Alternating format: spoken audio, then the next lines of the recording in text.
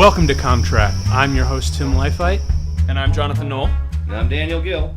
And our guest star, Jameson Camp. And we are here to make sure that you never have to watch a movie alone again. And tonight, for this spooky night of Halloween, we are going to go back and do a little tribute to The War of the Worlds by H.G. Wells. And that music is copywritten. Actually, I don't think heard of Raymond Navarro. Raymond Navarro and his orchestra. What? Oh, Raymond Raquello and his orchestra. Yes, I actually got done. I was in the photo lab earlier today, and I was listening to the original 1938 broadcast, as I do every year. Of course. Because it's been a Halloween tradition. So I thought this would be a wonderful little Halloween way to end the Halloween season. So this one was originally gotten by George Powell, and for years this movie's been made for the movie, because the original novel was released in 1897, and the Wells estate, even from like the early silent era, they've been wanting to do it, and finally, it got driven around through some really big names like Hitchcock. Yeah, Hitchcock was one of them, and there was another one, C.C.B. DeMille. Oh yes, that's right. That was another big name for it. But eventually, DeMille actually just said, "Hey, George Powell, you should take this movie and run with it." And he did, and hired a director. Director was I always remember George Powell because he's also the producer for When Worlds Collide, which also is probably what got this movie. Byron Haskin was the director. Yes, thank you. He cast the director. Byron Haskin. What else has Haskin done? Because I know that. Haskin. Shoot, what else has he done?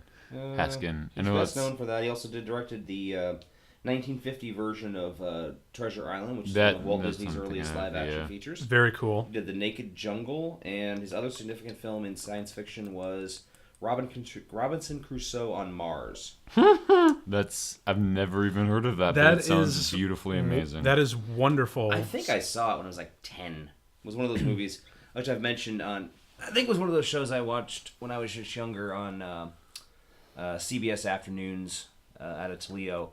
They would have theme weeks, and one of them was science fiction. Because I also remember watching Dan O'Banion's Dark Star. Oh, yes. Very strange movie to watch when you're 12. I imagine so. I can, yeah. But yeah, for what it's worth, this one was pretty amazing. Although I heard they had a little bit of trouble during the filming, because it turns out because the domain for make a movie adaptation it's been in production hell for so long. 1923 is when Paramount got the rights. Yeah, and it turns out that while they were filming it, they found out that it was only for silent. It was only for silent treatments, and they were like, "Oh crap, we got to stop!" And production just halted for like 2 days. And then they were like, went to the Wells estate, and they're like, "Can we please do this in color and also in sound?" And like, "Oh yeah, go for it." And it turns out I'm actually kind of surprised that they were really, really blown away by this movie, because after that they were like, "You guys can do whatever movie that you want to do." Sadly, the next movie they made was The Time Machine, and it was not nearly as good as this. There's never been a good Time Machine movie. Really? Yeah. Well, no, there hasn't been a good Time Machine movie, but there have been. Guy Pearce one. Yeah. Oh yeah. Simon Wells one. Oh, which was actually directed by H.G. Wells' grandson. No way. Yeah. Oh and my it gosh. Was really bad. Yeah. Maybe you should stick to novels too, kid. Mm-hmm. But yeah, this one was a real benchmark back in the day. I mean, even though nowadays this is literally something that Mystery Science Theater would not be out of character to do. It is terminally 50s. Mm-hmm. It really is. God, but so 50s. But honestly, we're okay with this, because you're okay with this. Yeah. Oh, what? You're not? I'll agree with you that this is quintessentially very 50s, but I don't think that's necessarily the greatest thing about it. Okay. I did like the fact that they actually used science, but at the same time, they make a big deal about this movie won the 1953 Special Effects Award. It was the only movie nominated that year. Yeah. So it's really kind of won by default. Mm-hmm. And like the effects were like stellar for its time. But it was 1953. Yeah, they do not age well at all. No. Which is sad to say. Which But is half the fun, though. Let's be real. oh, it is half the fun. And you know what? Sparkler guns. Oh, I know. Although, can we also talk about the color? Oh, the Yeah. color is very, Oh, yeah, the color is that's very- one of the very best nice. shot Technicolor movies I've ever seen. The colors Yeah. are very rich, very deep. And not to mention that they actually distort it and even work it into the story at one point, which is a really cool thing. There's a lot of casual misogyny in this film. Just a bit. And just a little bit of casual racism, too. Yeah, I like it how the first person, the only ethnic person in the Oh, entire yeah. movie, first one to die. You know, and I might add that Quintessential 50s. Because he wants to sell tamales. exactly. Yeah, and he's also incredibly stereotypically like, oh, jeez, it's terrible. Just, oh my. Well, have you guys seen this before? I actually kind of assigned this on you Long guys. time ago. What about you, Dan? I watched it when you gave me because I'm a good student. Oh, one of us here did not see it. I wonder if you can guess who. I'm not going to Yes. mention it. Yeah, I know. Look, I hold no shame about this. I've been busy. Have you ever heard of the Getting Some clause? I'm not going to discuss that on the podcast, but I have heard of it, and I know you've been busy. We've all Getting been busy. busy. Okay. Like Syndrome. Yeah. No. Someone's been getting busy. Okay, not that busy. Jesus. I hope not that busy. You're too young.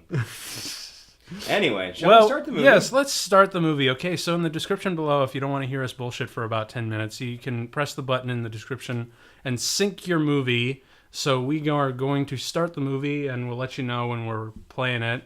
And it should be rolling now. And there's the Yay. Paramount logo. The original Paramount. Oh, logo. yeah, the old one. Old school. Well, that's not the original one, I will speaking. mention something about the color you had mentioned earlier, as I kind of noticed that it almost makes it, when it's an indoor set, it's an indoor set. Yes, it is. It really is. hilarious, because I think the color almost works against that in some Right, ways. the voiceover is by a guy named Sir Cedric Hardwicke. Yeah. He was an English stage and film actor, and he's very well known in the Shakespearean lives. But he adds a certain gravitas to this. Yeah, he does. I mean, I really loved how they started with the First World War, and then Hey, change color! Oh my god! and then the Second World War, and now Loosely the based War on of the the novel Worlds. by H.G. Oh my Wells. god, yes. Well, it is. Oh my Speaking gosh! of which, who here has actually read Shatner, the original, Shatner. have. All right, we're safe, guys. Who here has read the original novel? have. I have. I have. We've I love all the read fact it. that the only person I recognize in this is Paul Frees. Because he's a very well-known voiceover actor. He did the voice of the ghost host on the Haunted Mansion at Disneyland and Walt Disney World. Oh, very cool. That's Well, right. he does this because he's impersonating Orson Welles, which is the fun part. Epilepsy. Well, I think actually he was also did a bit part in the original Music by Leith 1938 Stevens. broadcast. Really? Yeah, I think that's Nice. because I think Music they brought him score on rejected as also by Leith Stevens. I think they brought him on as a little homage to the original novel, because it turns out because one of the reasons why they had a hard time trying to get this movie made is because no one seemed interested in doing a science fiction movie at all. And it wasn't until 1938 where, the popularity just kind of sprung forward. And for a while it was being shopped around in the 40s and the 50s. Surely because the war effort was definitely a lot more, but as soon as the space age and the Cold War started to go into circuit, oh man, this movie was like primed and ready to go. Oh, This check is out definitely a Cold War film. Yes, check it out the is. zoom on this shot. Because seriously, I think it looks cool. it there's does look cool, it's- but you can also see that it's a smaller image being brought up to a larger image. even so, yeah, the matte paintings here are amazing. Yes, they are. Look, it's more water than California has. Oh, very funny. I don't know, man. Have you been paying attention to the Zing. news? Death Valley got a half inch of rain. Oh, no kidding. So Yeah, see, I guess Got not. flooded. But I actually did do This I don't understand. What is it? This whole thing where they're talking about the various planets. Planets, yeah. And the fact that the one planet they skipped and they is completely Venus. miss Venus for some reason. Oh yeah, I don't know why. I think it might have been to just cut down on things, or because it was a little too redundant to Mercury. In But some ways, though, Venus is like 900 degrees with whatever. like, terrible carbon dioxide rain. Let's not Yeah. Well, try the it fact even. is, if the Martians found it so attractive, they just should have put a ring on it. A zing. But I actually read that these paintings were done by a really famous artist who did illustrations for science books back in the day. Not an accurate representation of Jupiter. Jesus God. No, it's No. This This is was not the science accurate. that they had at the time. Okay. Well, I I mean, in know. the 50s, I knew it was a gas giant. Exactly. so. But even so, it still kind of looks cool. I mean, Oh, those. Oh, it looks hella cool. Oh yeah, I mean, look at that. Those. Ripped off the cover of a Boy's Life magazine. I was thinking more Amazing Stories. Yeah, it looks like a Or- pulp like magazine. like a comic book. Even Earth kind of looks like Which it. what was that planet? Dad, it's an invader from Mars. That was the last point, one. son. So, oh god, where was I going with this? Who knows? But yeah. So I think we're good. Oh yeah, coming up right here. This next shot. This was the lucky charm shot, if you will, for George Pal, because he was really good friends with the guy who created Woody Woodpecker. The Walter Lance. Yeah, and if you look right here, really closely on the top of that tree, There's a picture of Woody Woodpecker there. I mean, I've looked for like ever for that thing, and I never could find it, but apparently that's where he hid it. I don't know, but it's kind of cool. And Oh, look, it's Grover's Mill. yeah, that's right. It's Grover's Mill, what's New kind of Jersey. funny is that Groversville, California. I just saw Spielberg's Bridge of Spies the other day. and And it takes place in the 50s. And so I was used to like that. And I'm like, oh, wait, this actually takes place in the 50s. And it was made in the 50s, not... It wasn't a period piece. This was We're the... wide, Mhm. we're wide. I was we're kind of really, like really doing wide. that. Yeah. Really, really, really wide. And did you also notice that this movie's shot in the 4:3 aspect ratio instead of the widescreen that was really happening back in the 50s? Well, actually, the widescreen only came out after this film. Yeah. It started happening because of the advent of television. Yeah. The movie companies needed something special that people would actually go and see. So they really didn't start hitting its stride till like 55, 56. Oh, our toast burned. See, actually, I'm pretty sure. Actually, I would think if I was reading correctly, Your tamales are too hot, you asshole. Oh boy. when I was reading about it when it came out, I think they actually did do a little bit of cropping to put into like the a widescreen. But I think they just finished the movie right as the demand for widescreen was starting to kick in. That doesn't say water, it says gasoline. Well, you got to keep the set going somehow, right? I do enjoy how they're like so afraid of this fire getting out, but yet it's literally just a bit of a bush fire. And not to mention not to mention the most of a bush. nonchalant Danger. look on him. Yeah, everybody in this movie is incredibly just like, oh, it's a meteor. Let's kind of So put it out weird. now. Yeah, and I find it like they're so just What's it kind look of like? it's a thing. A giant ball of fire. It looks like a little dollop of jam, actually. yeah.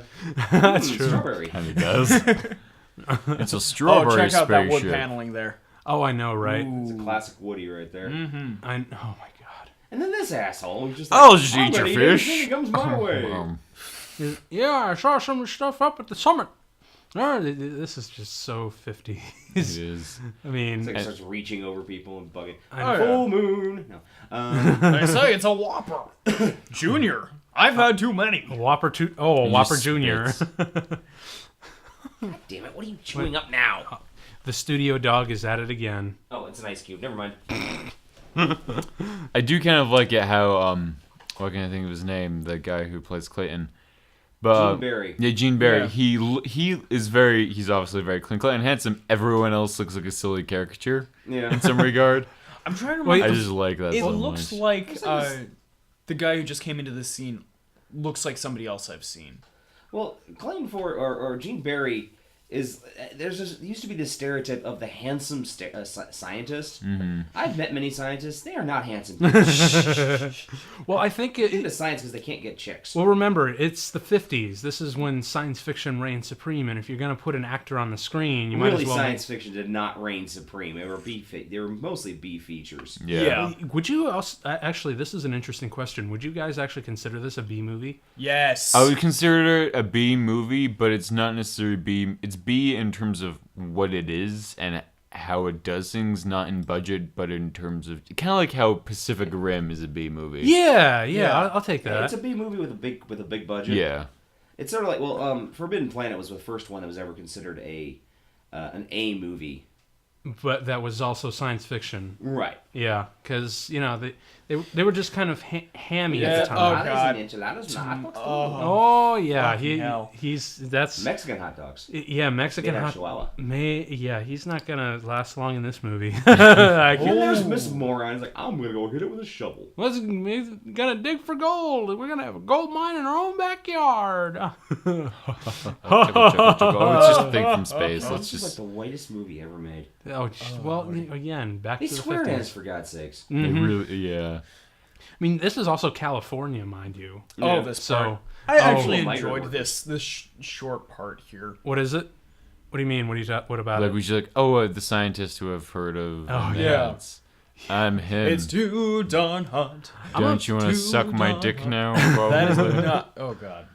Now, It's pretty hot there. It was pretty hot here too. I'm gonna poke it. I'm actually kind of amazed that thing's still burning and hot, though it's been like 7 hours. Because it's like day. It's clearly like almost He's in sort the of like afternoon day. Clark Kent in this picture. Yeah. He really is. Yeah. I mean, well, it's mostly the glasses. Although, yeah, he does wear them for pretty much throughout the rest of the movie. But there's okay. So Dan, I want you to make the best joke that you can. Yeah, he's actually got a couple of guys locked up in space. Well, there's a really funny joke when coming up, and I almost wish that they kind of took advantage of it and winked to the camera. But oh my god, it's amazing! I know I'm building it up, but it's coming. But you'll know when I see it. Got what? Huh? Got what? Got what? You want to light it up? There's a meteorite down there. It's still pretty darn hot. Oh yeah, go for that. Yeah, the shovel. But I think actually it's a really smart thing that they coated that thing in like dirt and mud and crap, so it doesn't really look like a cylinder as Yeah. H.G. Okay, Wells that is part always told. here, I really enjoyed that because it's very evocative of the Obi-Wan Kenobi. Oh, He's me. it is me. I have a master's degree and I teach library science because I'm a girl. Yeah. Yeah. No kidding. Although this part right here, when I look at something close, I take them off. Oh, you sly son of a Like your- bitch. But he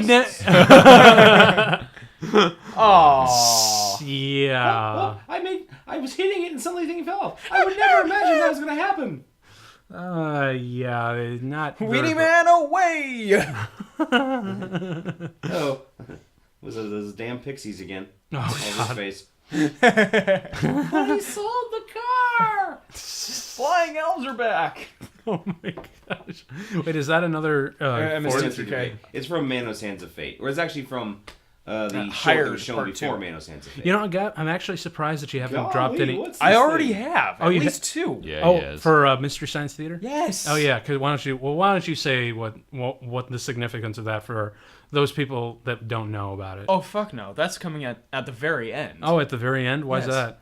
Do you have anything to say to our studio audience? You, Oh. sir? Well, Clayton Anything. Forrester, Essen. Yeah. Yeah. So this thing is radioactive, and people are gonna picnic around it. Yep. It means. That's totally Do you know smart, what that right? means? It means that everybody here is now sterile. Yep. And they're going And all their going hair, some tumors in interesting places. and all their hair is gonna fall out. My lymph nodes. My watermelon sized tumor. Of course, remember this is the 50s, so in here they probably just walk away with superpowers. Yeah. Dun, dun, dun, dun. Oh man, Gene Barry as a superhero. Can you imagine that back in the 50s? Oh yeah, That would have been amazing. I can see him as Superman so easily. He really could have absolutely. been Superman. He's got a bit of a baby face, I think. He's got like these chubby baby face. Yeah. I Boys don't are know. bingeable. Well, I don't know. George Reeves had can a sleep bit of a in my baby face. room. But I feel like Gary L's just because like I don't know, it's a bit he doesn't have the posture. What do people as do well. around here on Saturday? Meth. Well, we've got a square dance. Oh man, just when you thought this Turn your movie, Bernie do-si-do, squash in the grass and watch her go. just when you thought this movie couldn't get any whiter, right? This Out the happens. door and into the lane, everybody promenade. Ew, jeez, I hate square dancing. You're going to bed. Okay, I'm fairly sure I'm the only one who's actually done any. I've done a bit back in the day, and Gym class, I 6th grade. oh god, right. Yep. I'm pretty sure everyone's had that. Okay, good. So So I'm glad it's not just a refugee memory from being from Utah. yeah, but again, going back to the idea to this thing, I really liked how they made it look like a giant roundish stone rather than a straight up metal cylinder as described in the book by H.G. Wells. Because that just because if you were to look at this thing from like a certain angle, you probably wouldn't mistake it for a giant like odd shaped meteor. I don't know, man. I loved the fact I saw that in the on the DVD for this. There's some bonus materials. Yeah. And they actually show the demo that the great Ray Harryhausen did. Yes, that's right. yeah. Much closer to the original. Yes, For he sure. actually made Ray Harryhausen, the great Ray Harryhausen, actually made, and it was actually for this part here where the machine unscrews and one of the aliens comes out. The tentacles and everything. It Yep. looks phenomenal. It does. Oh my gosh. Snapple caps come right off of any can, jar, or jug, and they really, really work. But It's a bomb. Maybe they like my tamales. oh my god, we gotta stop. No, But- not really. But when Ray Harryhausen did the test of it, it was literally something straight out of the original novel. Because Yeah. in here, That's no moon; it's a meteor. What? in the original novel, they're actually described as like octopi. Yeah. But in this one, they're kind of like little green or little gray men with like a one Separate odd eye. fingers. Yeah, with odd. And the thing is, we never see what they God. stand on. You know. Yeah. Dr. Forrester, I'm so glad you're here, even though you're like 30. It's kind of creepy, actually. How old is she supposed to be? 40. I have no idea. That's still really What is the creepy. deal? I don't understand. I've never seen actually anyone drink out of a bottle with a straw. Is that like a 50s thing? It Yeah. might have been, yeah. Do probably. you remember the 50s when Emperor Claudius so- died? so The here's- Apostle Paul. So Okay. yeah, you done? Okay, good. Yeah. Because this right here, the sound effect.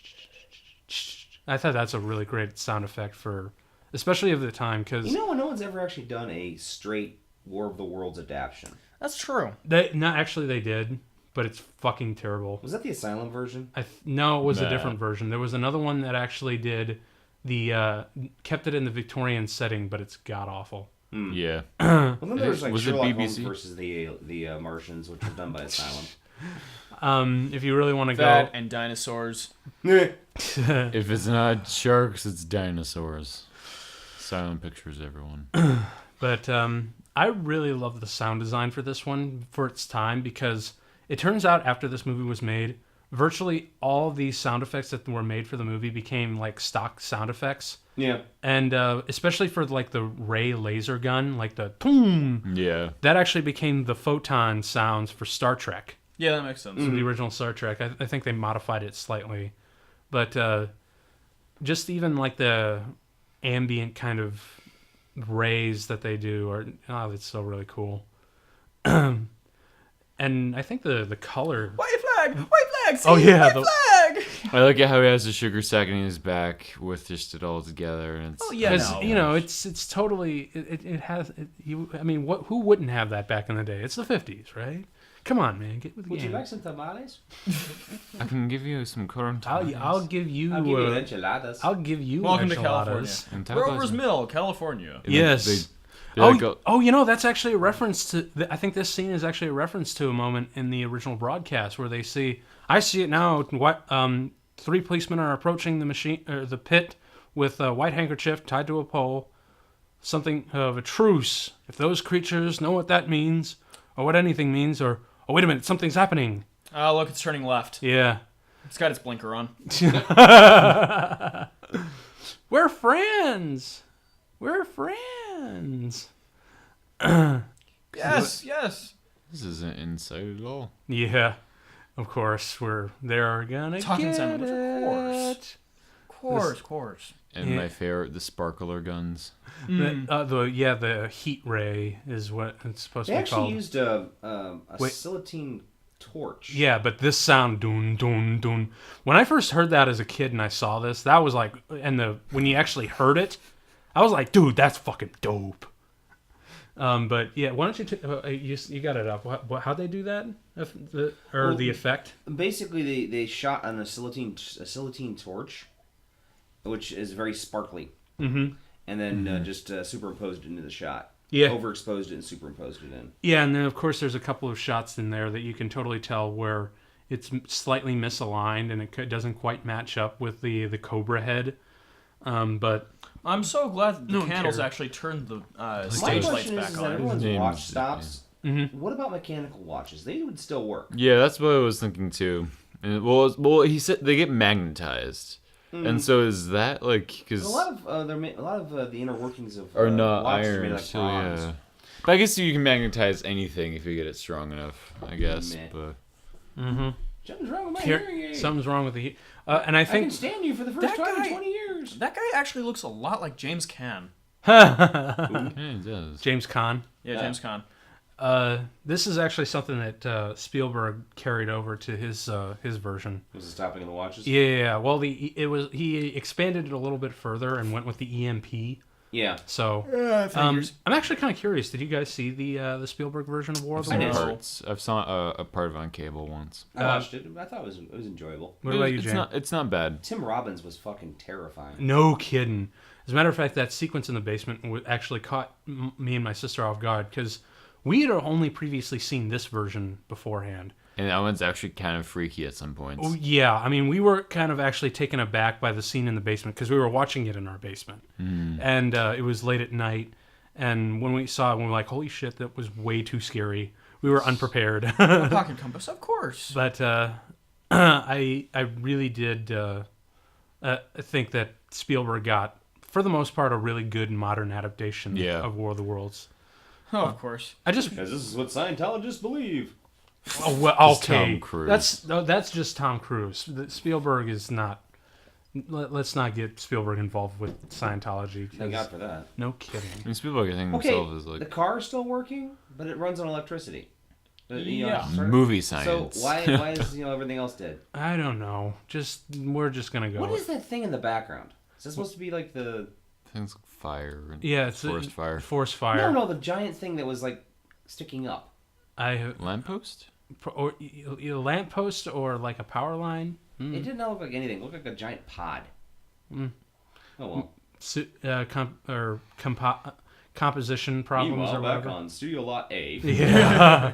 Oh my God, you Really? can. These are real studios. You can tell because I can totally see why mostly because of the Technicolor cameras. Oh, this way right here coming up. I thought this was a really badass reveal. You got the remains of the truck, but that Yeah. was actually really cool. It's too bad they're like 2 inches long.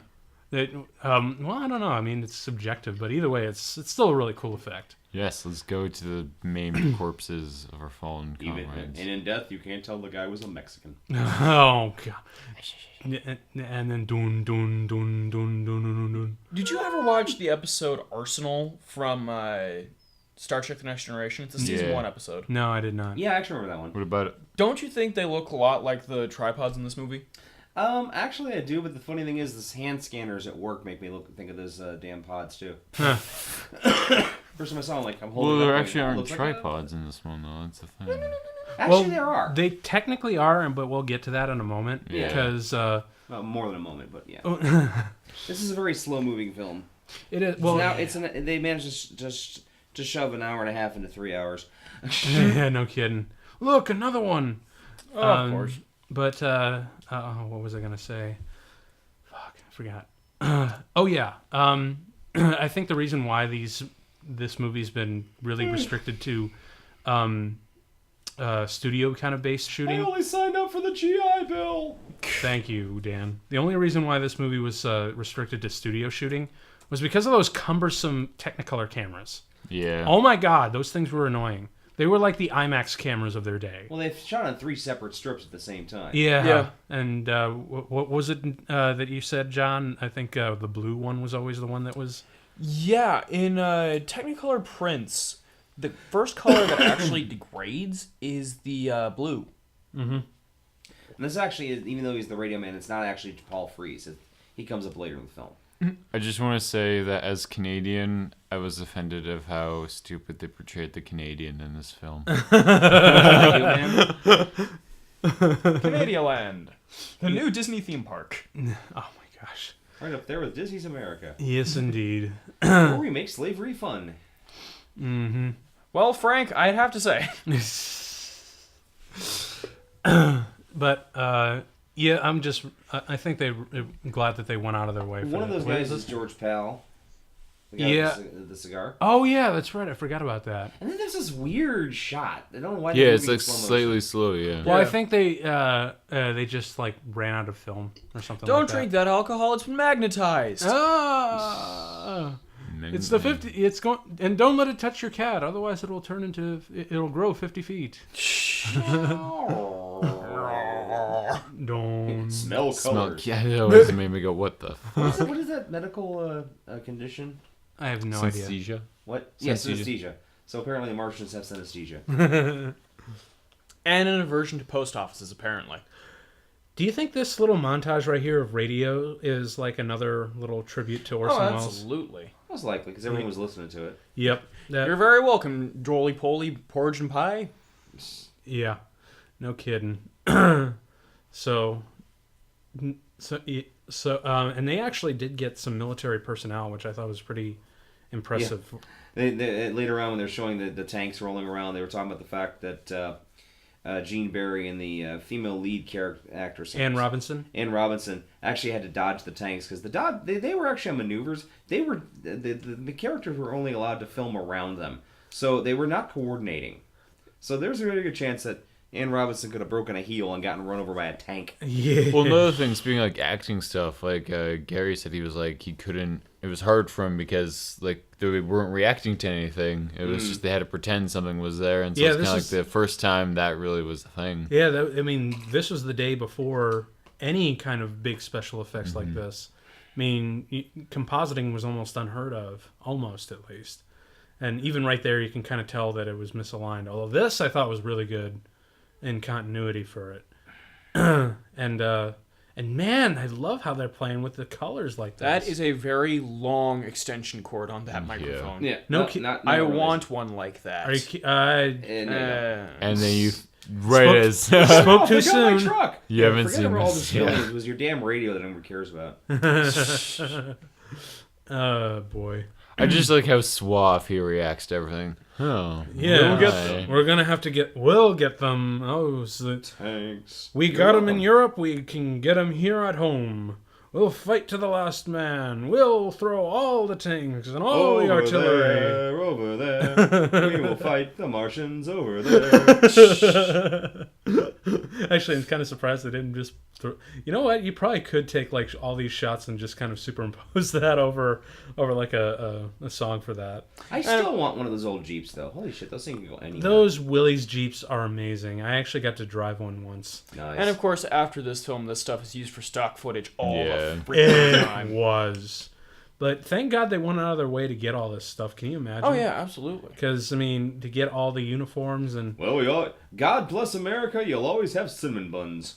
And women to serve them, them. apparently. Yeah. I'm a guy with my master's degree in science and library science, but, now I'm still serving yeah, I was coffee. gonna 'cause say I'm a now I woman. have to serve all men. Oh, yeah. Well, at least she's wearing the Red Cross. Yeah. Because, I mean, that is like a major organization that served pretty much was That's the backbone 224. of the home front on during World War II in Korea.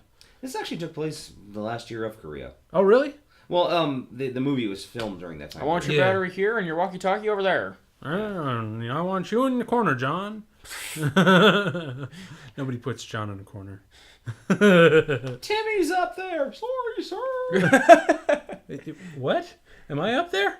What? No. But okay, so where are we here? I forgot. Coordinating the military stuff. Yes, lots of military stuff. This was actually a very technically complex shot to make, especially when they were doing the It fire. really later on. is, yeah. Because Yeah. it was in tight quarters on the set, and there were people getting set on fire left and right. Not to mention they Why all is had there to a work priest on a on cue. base? Because Well, he is The uncle of... This movie actually has a very heavy religious overtones, even though H.G. Wells himself was an atheist. Yeah, that's the other thing. Because if you notice, in the original novel, you have the curate, who goes essentially pretty mad, and of course the protagonist kills him just to shut him up so he doesn't like attract any Martians. Yeah. And eventually they take away the curate's body and apparently eat him. Yep. But there's certain things I really do wish they'd put in. They put more and more of the worlds, like the red fungus, the red weed, the yeah, red weed, the black fog. the blacks. We've never seen the black smoke. Yeah, That's true. We've only seen it or heard it in the original novel, They did or the something original in broadcast. Spielberg's 2005. They They didn't. had fog. They did the red weed or no? No, they did do the red weed. Yeah, but they not, did- they but they did. didn't have black smoke. Okay. They didn't have the poisonous gas. And they've never done a great film version of the battle between the Martians and the Thunderchild. Well, they did Right. kind of do that in Spielberg's because the fairy sequence I think was his His little homage. yeah. Now this moment right here, this line, Those hats. this line I think is the greatest contribution to the War of the Worlds mythos that this movie offered. Simply because once they begin to move, no more news comes out of that area. That's a really cryptic line. Yeah. Yeah. I think that was probably this movie's greatest contribution to the mythos of War of the Worlds. Yeah. Because he actually Spielberg was very smart and brought it over to his version as well. But we haven't. The only time we've ever Those are really still the dumbest looking goddamn hats in history. which ones? The cunt caps. Those That's what they're called. I mean, that's what my dad called them anyway. the cunt caps. Oh boy. That's funny. I'm sure they have an actual name, but that's what I was always called them when I was a kid. Oh my god! And as a kid, Yeah. The best kind of You know, childhood. the thing is that word didn't even register to me. My dad just called it cunt cap. oh my of course. god! I was just used to it. Didn't your mother ever slap him silly? He never said it in front of her, Oh, he was smart. but I didn't know, so it just never really registered. Oh my god! Did you ever say that in front of your mom? Thank God, no. Oh jeez, because that would have been hilarious. They're kind of almost a Sean Connery, James Bond aspect. About Gene Forrester, Barry. yeah. Yeah. There really They're is. Well, he doesn't have. I don't. Well, he Well, might. and then this general dude, Military runs on coffee. of course, this general dude kind of has a young Alec Guinness thing going for him too. He's got some gravitas. Yeah, Was a kind of just in appearance slightly you're a better Vincent man than I, Price-ish. Gunga Din. I love that green glow that they put. Yeah. It's such a great use of Technicolor again. I really want to do that kind of thing with Radioactive Walrus. Would have a green glow in the distance. Oh, of No, course, just to have the thing, have the walrus. glowing like that. You as Yeah. a walrus glowing green. Nah, just a No, walrus. you need to be the walrus. I You don't are need the to walrus. be the You walrus. are I so am- the walrus. Goo goo goo goo. John is the walrus. That You're joke a is never walrus. going to get old, man. It's I know, never going I to get know. old. Still picture. Yeah. Hey, well, man, you try making a movie like this, Yeah. especially in those days. So here comes the first full appearance of the Martian war machine. And they tried very Being hard held to up by hide winches. they Yeah. tried very hard to hide the wires. It did not work. No, it didn't. Sadly enough, because look at that. Right here, you can see him. Yeah. You know.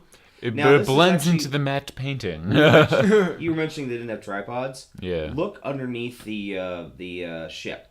They're actually flying on ionized shafts Oh, of nice. power. That's kind of cool. Yes, because for the longest time they really did want to do The tripods. tripods, They yeah. did want to do them, but in that day and age, they just didn't know how to do that sort of thing. So they did. There are a few stories behind that, actually. Oh, really? There is we didn't know how to do it at the time. Mm-hmm. There's also there's also the story of somebody telling George Pal, "Look, a tripoded creature is not gonna be a very big threat to the modern United military." States, yeah. Yeah, well, I think they still could have done it anyway. Because Because definitely Harryhausen could easily do that, probably. oh, Seen this definitely, before. and plus, I mean, as stop motion, then it would make it even look more mechanical. yeah. Oh, absolutely. But I think mostly the reason their Ah, solution. the stock footage. Yeah, but the big solution to the how they'd be able to stand up against modern weapons, especially like the atomic bomb. Force fields. Yes, the force fields. Shut up, you stupid priest. Go back and molest a altar boy or something. Oh well, that was uncalled We went for. there. What? That was uncalled for. I'm an uncalled for person. Yeah, no kidding. One Grumpy, woman. I'm allowed to be. But you can tell. But yeah, this is just. I think that's just because of all the different religious overtones. I think that was just another product of the 50s. Because the Victorian era, it was kind of a bleak era for Everything. For everything. Ah, yes, the Catholic Church. Oh, and look, no little Eddie glued to your crotch. Progress. Progress. So I think that was more of the era than anything. And of course, there's. Did you guys also see the film short that George Pal did before this? Invasion of the Screwballs, I think it was called. I have not. Yes, actually, I've seen both versions. Yeah. Oh, Well, they look like Well, there was toys. one I that- love Invasion how of they the look like Screwballs was toys. George Pal was actually from Holland, yeah. and in '43, Nazi Germany had taken over Holland, so he made Invasion of the Screwballs basically as a hopeful, So to speak. to be hopeful of the Nazis being driven out, and it's a very touching little film. Yeah, but And then in like '47, he did it again. He did a different version. if you notice, there's very eerie similarities to those shorts and this movie. Yeah, Where I like because that Dr. Forrester. I want you to bone him. both of them end in a Just church. imagine. Yeah. Both of them end in a church, and the other one come out from a different kind of because the the protagonists never defeat the antagonist. So many wires. It's just oh my god, I know, They right? look like toys. It's hilarious. It's actually sad that those Focus. it's actually really sad that those machines no longer exist. Well, Copper basically what happened dimensions. was they're all made out of they're about 6 foot across and they're made of copper. Yeah. And they were So, used in this Boy movie. And they Scout. were also used in Robinson Crusoe on Mars. But in the late '60s, early '70s, the Boy Scouts were having a copper drive or something, Yeah. and they just donated those because they had nothing else to They figured there's no use for them. Oh man, what? Stupid priest, stupid priest. Stupid priest, stupid You know, priest. they're 6 feet across, but they look like 3 inches. Really? Oh yeah. Well, Yeah. I think they had to be 6 inches or 6 feet across just because of the immense amount Yeah. of wiring. Yeah, Because they and there's a lot going on inside those. There's a lot of electronics. A lot Oh, of 50s yeah. electronics, lots of tubes and wires and and shit. and it's all Yeah. kind of handmade, so they just don't quite sit right. Hi, wires! Look at all those wires. Aw. It's even shaking on the wires. I know, right? And fire! Now they got this effect. You'll see in just a moment. Yeah, they these- actually superimposed a real bell jars Yeah. in. Yeah, they just And the shot thing them. is, it actually looks very effective. It is. Yeah. They just shot it against black and then put it over there, and it looks great. And I think because in the original novel they never had these. No, Yep, that's one they reason why need- the British could actually do some damage. That's why the Thunderchild managed to pull it off. Yeah, they only destroyed like one. Yeah, but still, A protective blister. Oh, that's definitely the word I'd use to describe them. protective blister. What 50s lingo stuff and things, but I don't think that was even a lingo thing Sneeze, then. sneeze, sneeze, sneeze. It's about as much of an That's effect you. they're doing. although I'm kind of glad that they brought that idea over to Spielberg's version as well. With 'Cause the shields. Yeah. Because Lord knows, I mean, if Martian invasion, if those things were to invade nowadays, holy shit, we'd annihilate them. I don't know, man. I don't know. But these things, or the original. the tripods. Oh, the 1898 version. Yeah. Yeah, we just destroy it. We blow the fuck out of them. Mm-hmm. Well, one of my favorite short stories I ever read, I'll give it a very quick synopsis, was about a group of spacefaring invaders who travel around and take over various worlds using faster than light technology. And then they land on Earth. And it turns out that basically these invaders are using muskets and flintlocks. Oh wow. Because no other race had ever developed weapons to the degree the humans did. Also, the invaders look like teddy bears. But just because, So like, they land everything on, else is space the travel. land in Washington D.C. and try to take over, and the National Guard basically just annihilates them. And the last scene of the story is the teddy bear captain lying in bed, going, "Dear God, we just gave these people faster than light technology. Yeah. They're going to take over the entire goddamn galaxy." So what is this called? It was a short story I read years ago in like Analog magazine. So okay, those sound effects are amazing. I mean, Sparkle. all the look. sparkle and all the. Oh, check out the blue screen effecting there. Yeah, I know, right? Yeah, this is the shot I was talking about. It got very complicated. People are being set on fire and things are 'Cause, I mean, explosions. Because everything had to work on a certain cue. all the fire. They had to Take work a on. Rolade, man. In the Spielberg version, though, when I first saw it, it was like when it first came out, so it was only like 15. Get not that 15, Zantac in here already. 2005 Spielberg Yes. version, Yeah. so I was 2005. 12 or 10, I forget which. And I saw it, I was like terrified because how they vaporized people, and that one was really like, oh, Of course, shit. those effects don't hold up very well. Star Really? Trek for you. Yeah, no kidding. But I do like how they have like ashes of dead troopers out there. Yeah. That's a nice touch. Really nice touch. But oh my god, the fading effects didn't age well. I mean, they were really cool at the time. Although this shot coming up right Dr. here, Forrester, get out of here. right here, this You've got a satellite to take care of.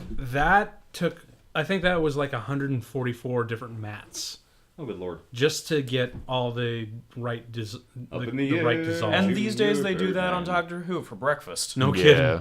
kidding. This is what I was talking about. They're basically having to dodge tanks.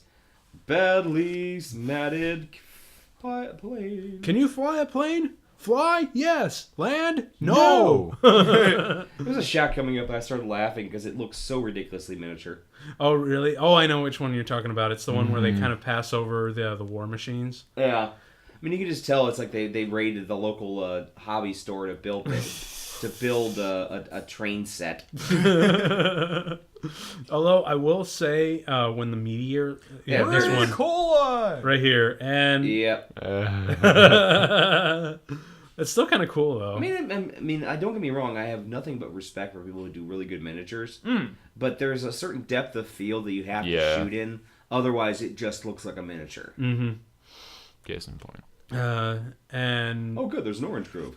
We Yes, get you our know. vitamin C before we die. look, another model of a little model of an airplane. Run. I'm surprised those machines never found him. Well, they're the heroes. There's Yeah. There's heroes law in films. Yeah, that's Oh, it's true. the main character. Don't shoot at him, Marty.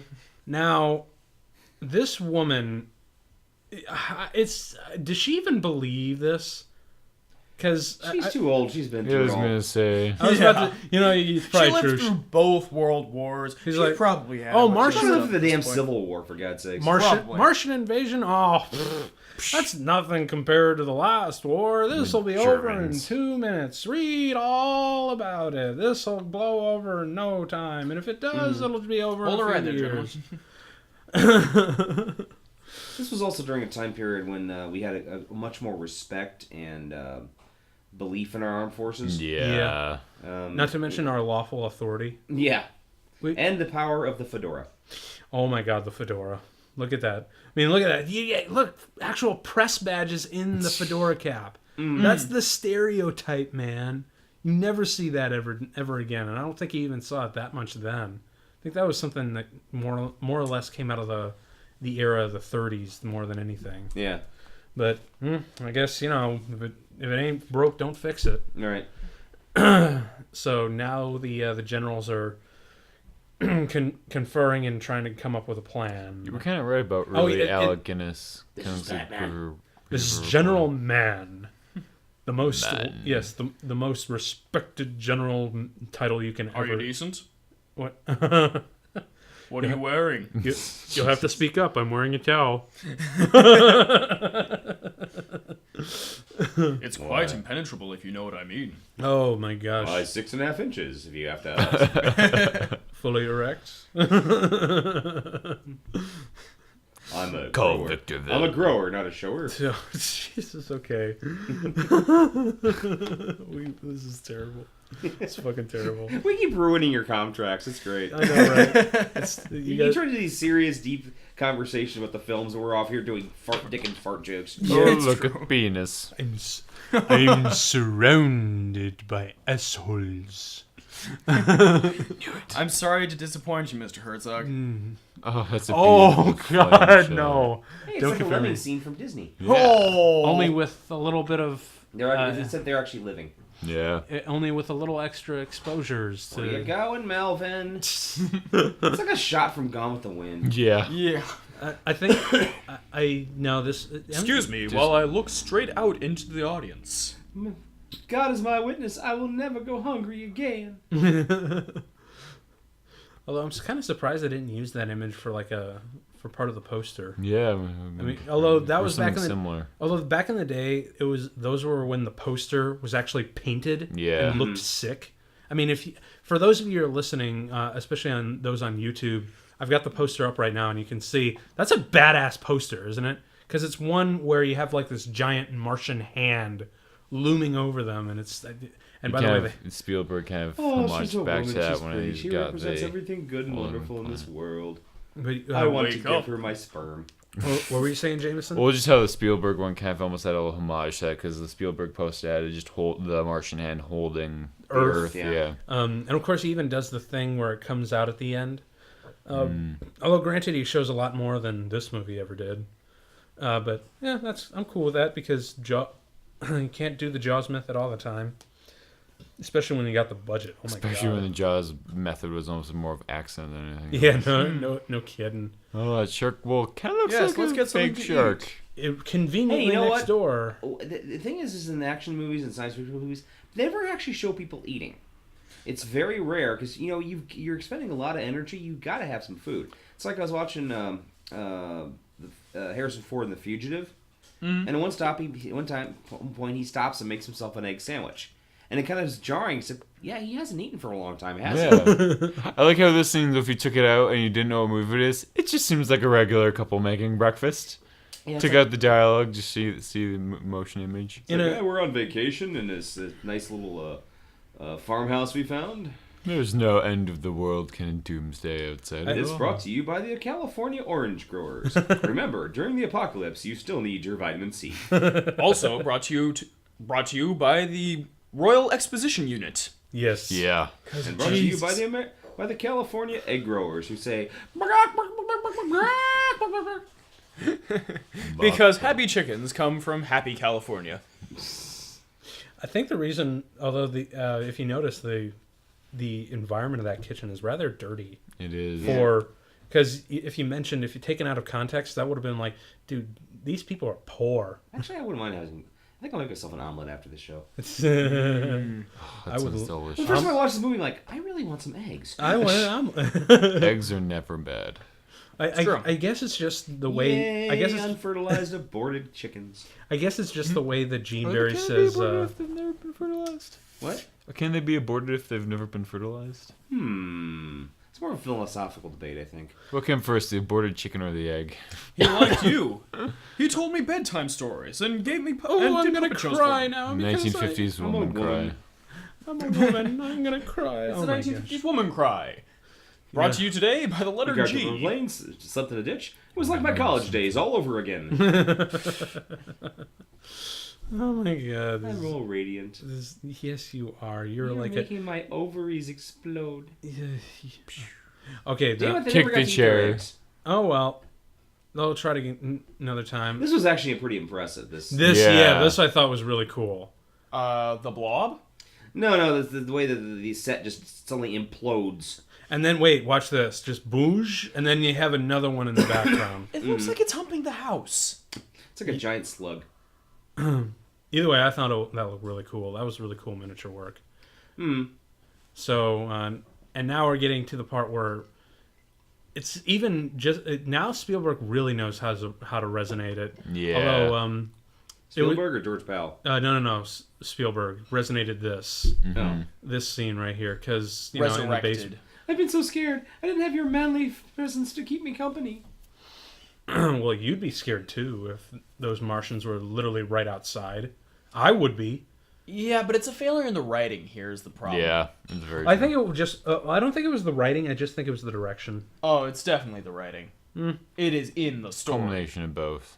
Yeah, I'll give it a little bit of both. I'll give you that leeway. But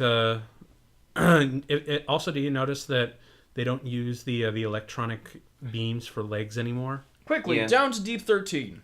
Yeah. Mostly, I think they were like In the not too distant future. I think they were just really lazy about it at this point. Well, I figured they showed it once. They thought, okay, well, people will understand it's there. Yeah. But do you know? Actually, can we talk about the Martian war machines by themselves? Because I remember they didn't want to do saucers, Yeah. so they said, "Let's just try to make it scary," and they went for cobra heads and manta rays. Which is actually a pretty effective design. But It they is. kind of with I never the found mantas things scary. on top, they look like So swans. graceful. Yeah, they do have that kind of Manta rays little are sea pancake beautiful. thing going for them. Viscous. Oh god, the dick jokes that can go there. Let's not. Yeah, but yeah, I really. Coming up here is actually a very effective shot. Oh yeah. Yeah, this one. No, actually, it was the first shot we ever see of the alien. Yeah. Well, that's actually kind of fucked up. Yeah. Because it's, but this I thought was really cool, and another really great use of Technicolor. Because It's actually designed after the Technicolor camera's lens. Makes sense. Yeah. I can totally see that, which I think is a really cool idea. Of course, this little feature was not present in the original novel. No. This Yeah. was completely, and so this is another really good addition to the War of the Worlds mythos, I think. Because can you imagine this thing literally prowling around in like a abandoned wrecked building and you're trying to hide from it? Because oh my god, Spielberg made it that kind of a situation fucking terrifying. Kind of like the velociraptors in the kitchen. Yeah, because I mean, Jesus, holy God! Give it I a mean, treat. I remember seeing it in just watching the Spielberg version. I was literally cowering in my seat because it was so just intense. Here, of course, it's After vaporizing several hundred people so far. yeah. Maybe they want to take us alive. It never really explained why they're just focusing on this Just these farmhouse. two people. On these two people. I don't know. I guess they just want to get more presence to them, but Yeah. I don't really know. show what the aliens are. I'm pulling out. yeah. I'll pull out, baby. I promise. Oh lord. But That's how I became a parent. excuse me. What was I gonna say? He's still wearing his damn square dance outfit. Did you notice that? Yeah. Yeah, what is with that tie? I mean, really, seriously. Well, 50s. would you dress up for the apocalypse? No. Oh, this shot right there- here. That's cool. Yeah. That was really cool. Apparently, the original monster they had for the alien was not working, so the special effects artist and his daughter, who was like 12 years old at the time, literally spent 12 hours straight fixing up a suit that would work.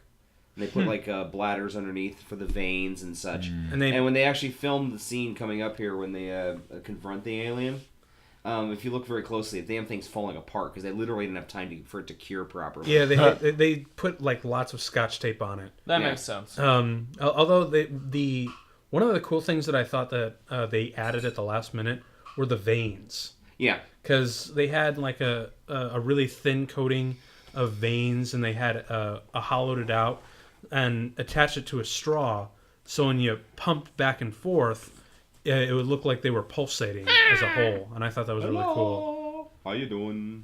And hello, 3, 2. what's up? Look out! It's a hairdryer. A very colorful hairdryer, and of course, this is another thing that Spielberg straight up stole. cut the line. Yep, another thing that Spielberg totally stole, but. The ductwork is escaping.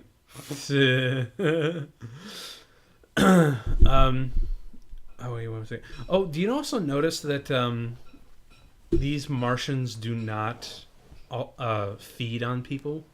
Yeah, they never really mentioned that. Because they tone. I think just because of the era, because Yeah. of the producer or the Production movie, the production code. Yeah, the Hays Code. Yeah, they had to tone the movie considerably down from the novel. Yeah. But that's okay, because this shot here is really, really creepy. I love this. Like, Spielberg did this again well The funny too. thing is, the first time I ever saw this shot was on a special about Aliens starring Robin Williams. But it was a special movie Aliens starring Robin Williams. I think it came I've out, seen that. Yeah. I think it came out That's just about cool. the time that E.T. came out. Dude. That's a really cool. And I didn't understand what this monster was, and my father actually... Yes, throw the I axe thought at the alien poor looked kind of thing. cool. I was like, what's this, Daddy? And my dad actually took me to the Video Spectrum and rented War of the Worlds on VHS so I could watch it. Nice. But man, that was a really cool look at it, wasn't it? And It was not bad. yeah, no kidding.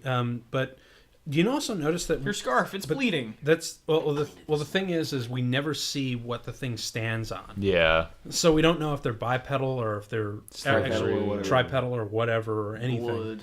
But that's mostly because the costume was only made from the waist up.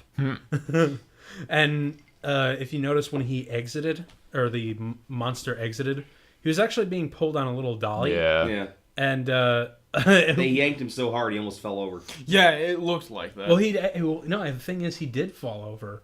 It's Yeah. just that he fell over right as he got off camera. So that was a fun thing. Squeeze. Squeeze. I wonder where that original costume went. Probably just disintegrated. Yeah. Might have. I mean, it's made out of foam rubber, so it's And probably chicken falling apart. wire. Lots of chicken talking wire. chicken wire. Apparently, the chicken wire industry has been heavily supported by special effects over the years. Oh, yeah. Oh my gosh, I can The imagine. thing is the aliens have destroyed everything else, and they can't. They keep missing these two morons. Whatever. Either way, I still think it was cool to see just their presence up close. God. You know what Earth's this weather reminds has me not of? changed at You know all. those those interstitials remind me of What's that? the 1955's Disneyland TV series. No, not the postcard. when they were doing a special effect. Yeah. When they were talking about space. It's the same kind of designs, you know. What do you mean? Well, it's just like the paintings and the really badly superimposed shit. You know, it just kind of dawned on Oh, me. right, authentic people. I guess they Authentic people. only Wow. have paintings because we didn't have a Wow. shot of Earth yet from space. Yeah, I we just did kind of not. realized that. Yeah, well, I mean, Wow, I had no idea that Gandhi's funeral was being used for. very funny. well, also remember, flash forward about 12, 15 years later, Stanley Kubrick releases 2001. Yeah. And mind you, just but the progress. even by then, we still hadn't seen what it was like to be in space. But damn it, he came close. he came super close. Oh my Oh, yeah. God! As a matter of fact, besides Beautiful close. Alfonso Cuarón's Gravity, it just might be the best space photography we're ever going to see. Yeah. Because Oh, Cuarón that's made it right. It's amazing. brought to you by the alien invasion. Sorry. Actually, I think they used a little bit of footage from the eruption that occurred. Oh, Yeah, they did the the- Blitzkrieg again. Naples. Yes, that's right. And of course, that's a famous World War II photograph. What, the Eiffel Tower. falling over? Yeah, That's not from World War II. isn't it? The The Eiffel Tower never fell over. I thought that that a piece of it fell off during No. No. during the invasion No, of originally, Hitler wanted to go to the top of the Eiffel Tower. Paris. Yeah. So French, the underground, destroyed the elevator. So he'd have to climb all the way up. Oh. And he got so pissed off, he wanted the German army to blow up the Eiffel Tower. And the German army went, apparently... Oh, one of the, London After Midnight. someone went, no, that'd be a bad idea. And they kept stalling and stalling and stalling until the war was over. Thank God. Well, I could have sworn they at least there was some extreme damage during the invasion of Paris. Nope. My Of bad. course, the United States is the only place left It's where like Independence Day. Oh my gosh, it totally is. You're totally right. It's are we're there waiting for the Americans to do something. Yeah. You know, at least the aliens It's from here the are running off of Americans. Linux. They finally arranged a counteroffensive. Oh, but bloody time. Bloody time, yeah. What do they plan to do? Of course, we had to wait for the Americans. Are there? I wonder if there's any Morse code machines around here. Yeah. Oh, I'm That'd be sure there amazing. would be. That would be amazing. So this strategy, yeah, I don't know. Yeah, well, I don't know. I mean, Destroy a military target, then name the system. God, no. Because it's odd because I haven't seen this sort of thing work in really Actual anything. combat? No, I mean it just doesn't. It feels so odd because you're dealing with a concentrated plane rather than an entire clear and sweep of of like a Not continent. Montreal. So I'm sorry to our friend, to our Canadian friend, but I'm from the Toronto area, so no worries. They're Quebecs. They don't count. I like this guy. Can he be on the show more often? yes, please, definitely. I mean, we've got a great thing going for us here. So I think coming up is perhaps the most organized exodus of a city you're ever going to see in a movie ever. until later. Then they start jumping on the trucks. No, it's, I was done on a backlot. Although the shots of Los Angeles that are coming up are really are impressive, even for today. I wonder if they stole this using the atom bomb from if Independence Day stole it from this. I would not be surprised at all because Independence Day was just like a stock. It was a modern day stock movie of every alien invasion movie ever. It's a fun movie. Don't get me wrong. No kidding. It's supposed to be. It's the only one of Roland Emmerich's movies that doesn't make me want to cut things. I love the fact that they're still like walking around the. Well, you haven't seen they're walking 2012 around yet. the campus like they don't even care. 2012 is hilarious. 2012 is so stupid, but it's fucking. It's funny fun. stupid. It's fun more than anything. It's just fun. I have not seen it. I don't even call it fun. It's just kind of. I don't know. It's entertaining. How's that? I don't even know. Well, it's entertaining, but in the worst kind of way. I really enjoyed 2012 just because of its entertainment value. It's a guilty pleasure.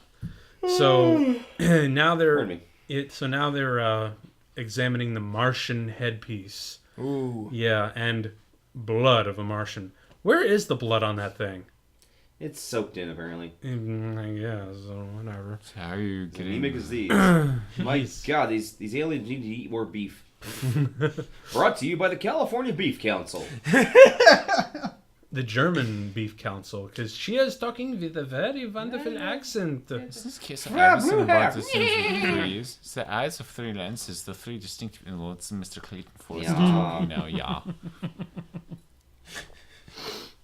Well, I also love how later in I think it's actually coming up pretty soon, where right here, they finally worked around it, and now they're able to project it as a camera. Oh, of course. Like they've figured it out already and how to adapt it to our own technology. This movie could never be made the same way as it is today because there's so much extraneous shit that doesn't pertain to the story. Yeah, absolutely not. Like this. There's no reason for the scene. Except to pad out the movie. And that, well, I think really it's more of a wank off for the use of Technicolor. Yeah. Because remember, if this was in the script and this movie was shot standard black and white, this would never have made the cut. Because they're literally commenting on the colors. Have you seen the beginning of the end? Holy shit. Well, they're commenting on the actual colors. I mean, it's written into the script and story. Everybody rave! Yeah. Jump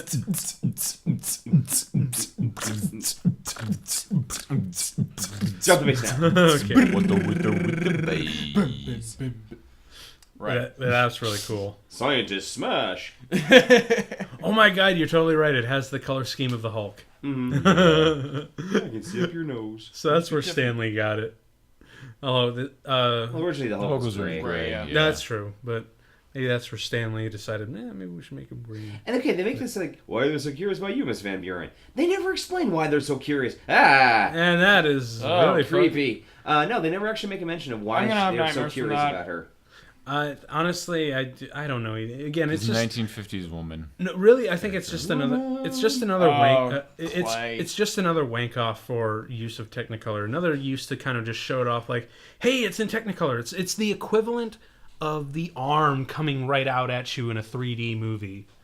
Although speaking of 3D, did you know that George Pal actually wanted to shoot the destruction of L.A. and pretty much all the way to the end of the movie in 3D? Yeah, I read that somewhere. That doesn't surprise me, honestly. I mean, there are a lot of shots here. Okay, just to let you know, that is a I want to shoot this Northrop in 3D. YF-49, which was a Sim was on the IMB fact. Well, I'm sorry, page.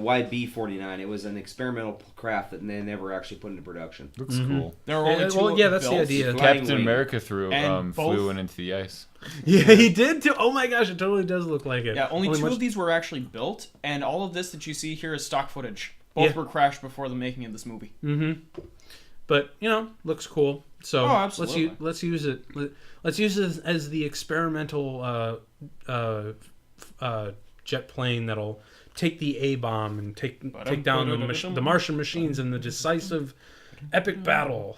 The Atomic Age, brought to you by the California Atomic Council. How many okay, how many sponsors do we have for this show? A lot. Because if we do, where's the money going? I want some. It was already paid when they made the movie. Let's see. We also have on the list here the California Department of Agriculture, the California Department of Really Weird Green Paint, the California Department of Resolve, And the California Department of Paul Freeze, who is coming up here momentarily.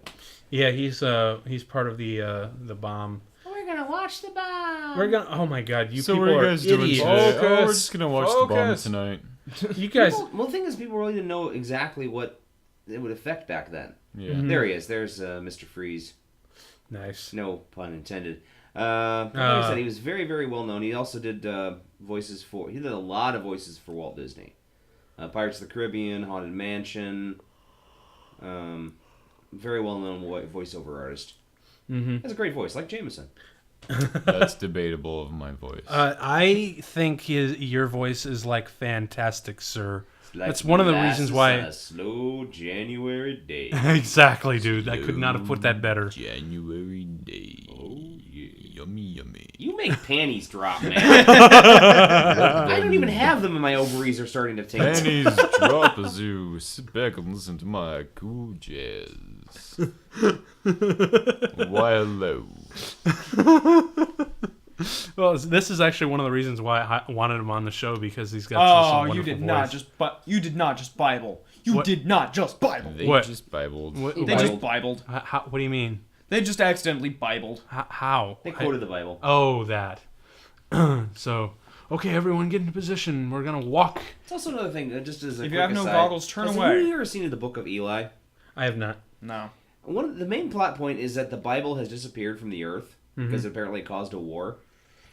I'm sorry. No. Just no. No. There are way too many fucking copies of the Bible out there. I mean, it's the most There's published more book Bibles history. there's more Bibles than there are ants in the world, for God's sakes. Really? I mean, I can from where I'm sitting, I can see 2 copies. Mm-hmm. And that's only 2 of the 5 I own. I bet. I know. I've got like 3 pocket versions of it. Yeah. So, yeah.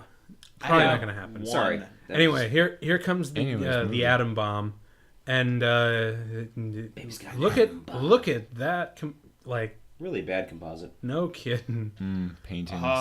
Painting. Look at that multi-plane camera. Normal view. And of course normal the wonderful use of location shooting. Not 7, 5, 15, 32, Sir. 16, 1. Peter. Hike! Flash. He's seen every one of us. Oh, look! All of them are getting peeled. It's like the Malcolm in the Middle episode when they have that giant firework and it goes off at night. Meanwhile, in the Hurricane. hurricanes. I want the bike though. Oh right, I know. Like, That's actually pretty good stunt falls. But So they put him in a rocket ship and shot him into space. God. no. Send him cheesy Hello. movies. Hello. This I thought was a really cool effect. Just where you can. Still see them sitting there. Well, they just. The aliens are laughing at them. Well, really, it's just when it comes out of the. Right here, where it comes out of the Columbia smoke. TriStar Pictures. Got all the wires. Oh Yummy, yeah. Yummy wire work. I'm sorry, I really shouldn't pick in the wires, but There God, are, they made a you big deal about can. how they were trying to hide the wires by putting them in smoke and shit. Sorry, man. The only time I've really seen wire work really shine was with 1978 Superman. Yes. That was probably the one thing that the one movie where the wire work really, really you couldn't tell. We're beaten. No, Not yet. We're America, damn it. Not We're while we gonna still find a have the way. common cold. Right now, I'm a mime. Cover my face completely covered in white. Oh, jeez. Don't. This movie's white enough. Please don't mention more of that. Is that like whiteface? No. Oh. It's dust. It's atomic dust. I hope I never run into a feminist because I'm gonna get my ass kicked. Let's just keep Dan very far away from Connie. not just Connie, but John's mom. Oh, And hi, Bailey. She knows I'm politically incorrect, She. Oh boy. and she punches me from time to time. Oh boy, she's probably gonna punch you now. Hey, look, anemic blood. Listen, but I looked up, and you know that you can't beat their machines. But perhaps we've got to beat them. Got to beat Now, okay, with this, our fists. Wait, hang on. This line coming up where they said, "The Martians are coming this way. Evacuate immediately." It's the execution is just so hilariously bad. Like old cars. If Prince of Like, Space does listen not caref- reveal himself, then soon all this world will be destroyed. Really, that delivery is just Come to me, son of Jor-El. kneel before Zod. Kneel before me. There's three dudes in the Please middle. exit in orderly fashion. Now, yeah, you're right. This is the most orderly and sane exodus of a major metropolitan U.S. city you're ever gonna see. True. This would never happen. As you say that, there's just a kid eating fudge. This sickles would with a dog. never Bob's happen. like, I'm eating chocolate. This would never happen. I mean, this is just way too organized. Way too organized. Come on, kids, we're going on holiday. Where are all the black people? the modern metropolis. Although, Bustling highways, moving people and goods from their destinations. mind you, this is actually location photography. Yeah. This is like the only location Oh, photography. it's so they good to be did. out of that soundstage. No kidding, because they had thousands of extras to do this sort of thing, and they used. I think they were shooting on a newly constructed highway. Because the filmmakers actually got permission from the city of Los Angeles to shoot on. Excuse me, this brand new highway. What was the highway? I forget. Oh god, I'm having flashbacks to Battleship Potemkin. Yeah. But they got permission from the city of Los Angeles to shoot there. No one had ever driven it on before. They never opened it up, and as soon as it was done, they allowed the filmmakers to shoot it there, and then they opened it up. So Now people are actually running. I'm moving test tubes. yeah, now it's funny. Like the initial, I'm like, movie, you got it in reverse. The crazy mob people are supposed to happen first, and then the sane, orderly fashion comes out. No, actually, it's the orderly fashion goes first, and it's people who were waiting around too long. They're the ones that go nuts. Uh-huh.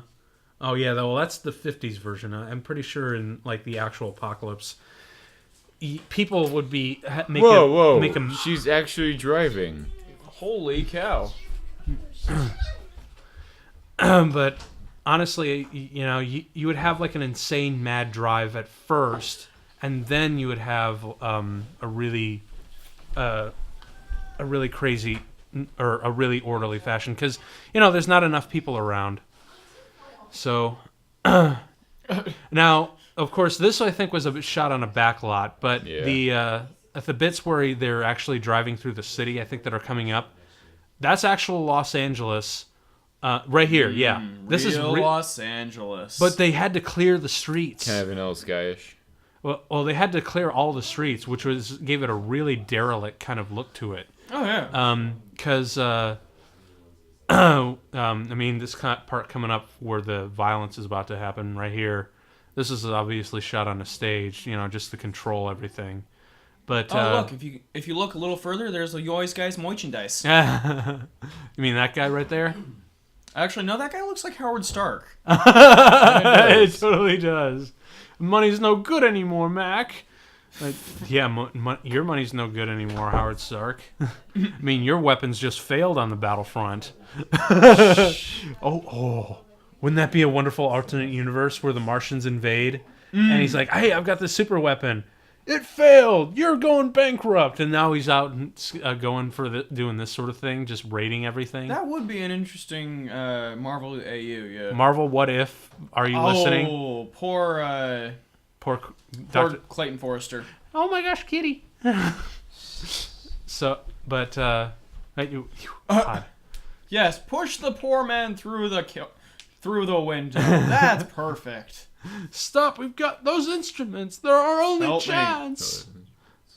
Really? It's like Airplane. They've got their instruments, and then cut to jazz. Yes. They cut it. They're just pulling out saxophones and horns and clarinets and shit. That would have been a fun gag. If How It Should Have Ended existed back in the 50s, they would have done that. Boom! Ooh. Yeah. Man. Punch. I've punched a lot of guys in my time, man, but wow, just tap, you're down. Yeah.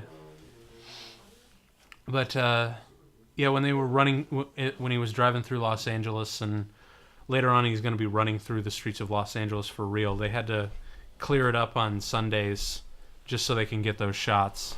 Sorry, I had to step away for a moment. Yeah, it's cool. They had to clear the city. But they cleared out the city to get those kind of shots. And honestly, when it first came out, that really had a big register on people because, you're not used to seeing an entire city just derelict like that. I mean, do you remember when I Am Legend came out and they had Will Smith running around through the empty streets of New York? Yeah. As a matter of fact, I think for that particular movie, they actually chose New York specifically because they're like, oh, well, Los Angeles, and 4 a.m, there is no one out there like that. But in New York, there's always something going on. And to really have it derelict is like a really powerful kind of image. Oh, hey, look, one of the jar things for the Martians. Well, The most expensive film shot ever made was the Vanilla Sky one with Tom Cruise in Times Square, completely void of everyone else. Yeah. Standing alone on Times Square. Can you imagine? Orson Welles actually did that in his radio broadcast. Yeah. Remember, he stood alone at Times Square. And, oh, man, the gravitas of that guy. Oh, the school bus. No. I guess it wasn't so magical. Nope. Oh, my God. No, you did It's not. a science school. This is Frizzle. Sylvia! Stella! Could have been somebody. I could have been a contender. Now I'm no one. I'm about to be destroyed by these Martian things. And this is a great miniature work here. Yeah, it is. Because as a matter of fact, I think the buildings themselves were about 4 or 5 feet tall. Yeah. Really, really great. Because I think this was like one of the first times where we had bigatures. Yeah. That was a little thing that was coined on Lord of the Rings. Because the miniatures were literally like 10, 20 feet tall. But they were rendered in like such beautiful detail. And here they were really rendered in great detail as well. You think those flames are superimposed, or do they actually have them like reflecting off? I think there's gas. They're reflecting off. Yeah, it's still really cool though. Yeah. More superimposition, really bad, but we don't care. And this is a great shot here. Yeah, where they destroy the town hall. That's actually pretty It's awesome. like I know, White right? House Independence Day for you. It really Yeah. is, isn't it? Oh my God. So I guess Roland Emmerich took a lot more from this movie than we previously thought. I think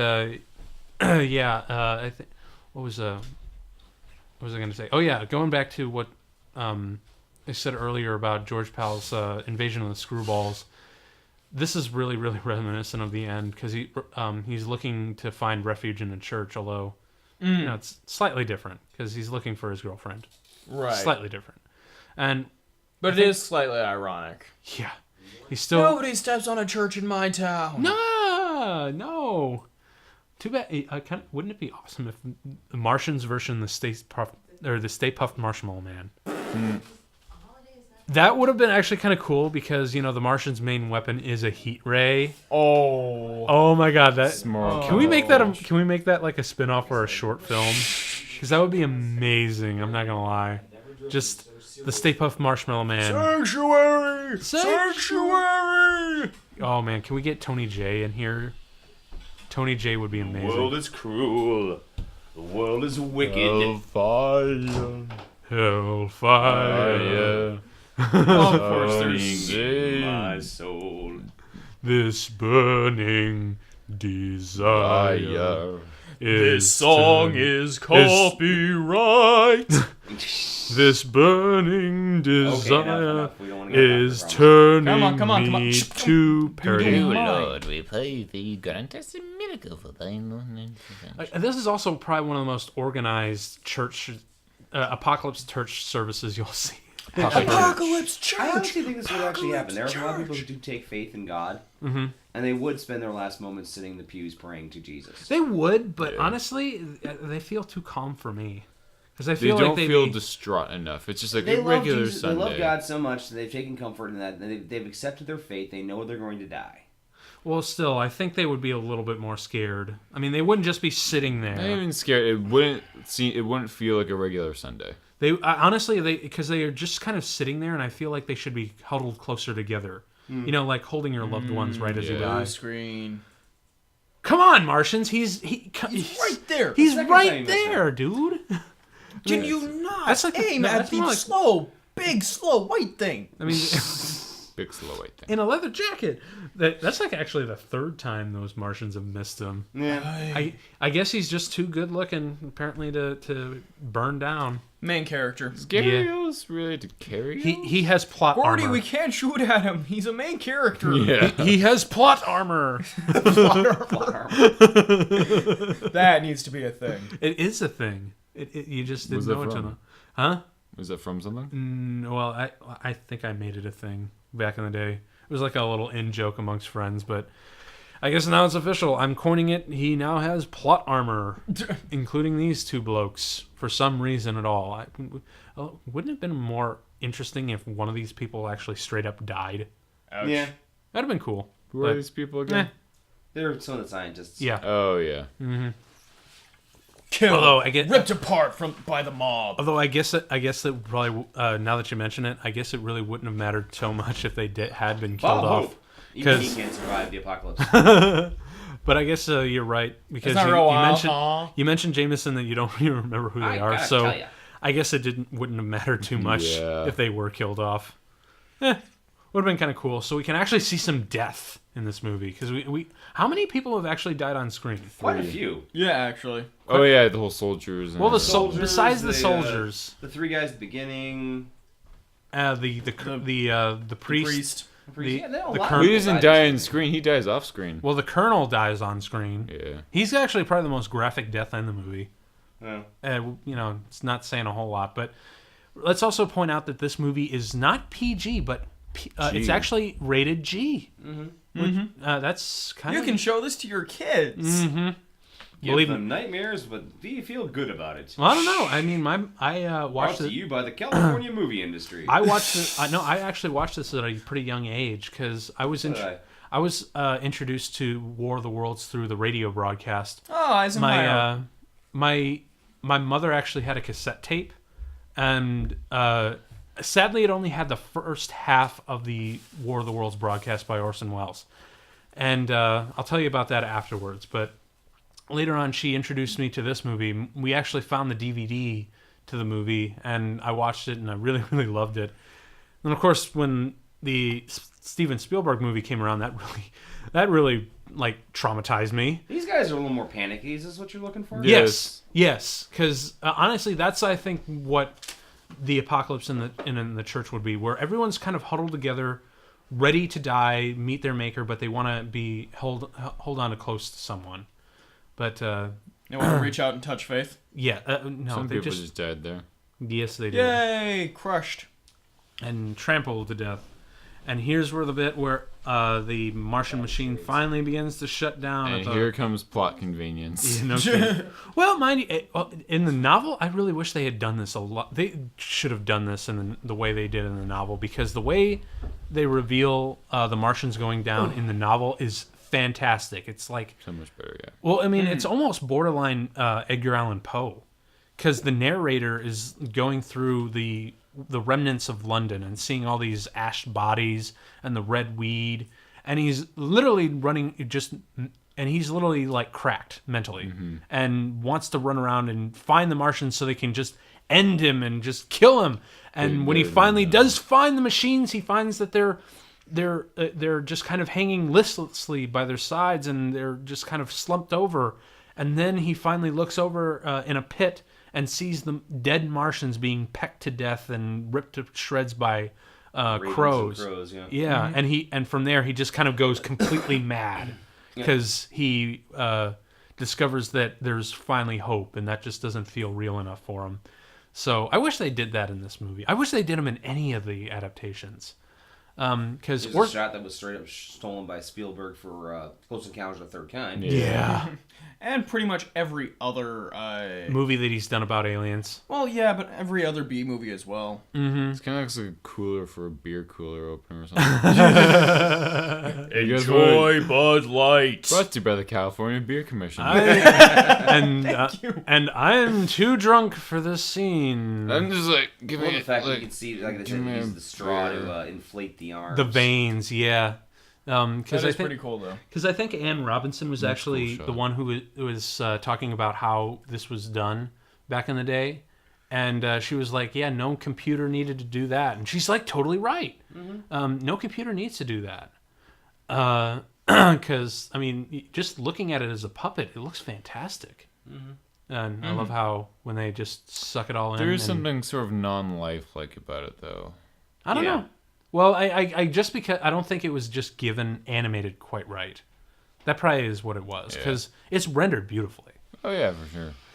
It really looks like Don't touch it, don't touch it. Ah, you touched it. Jerky. It's dead. Because I know all about their physiology.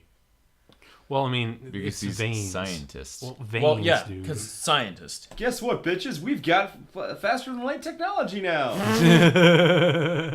Well, they had to be fired from like a jet or a gun, because supposedly in the novel, it's never mentioned here, And but we got one.